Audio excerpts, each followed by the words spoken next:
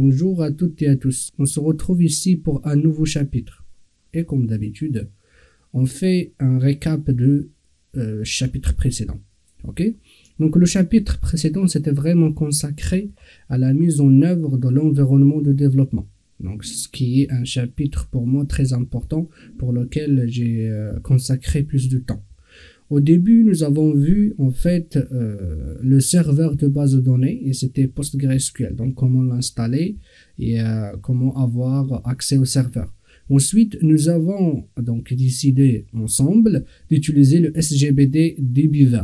Donc celui-là qui est très facile à utiliser surtout pour les gens qui ne maîtrisent pas trop SQL. Ensuite, nous avons téléchargé le connecteur ou bien le driver JDBC et les jars nécessaires pour pouvoir travailler avec Hibernate. Et à la fin, nous avons vu comment établir une connexion entre Java et la base de données.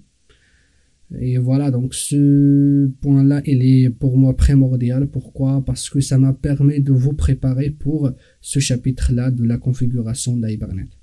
Nous allons voir tout cela en détail dans la suite du chapitre. Donc je vous dis, restez avec moi.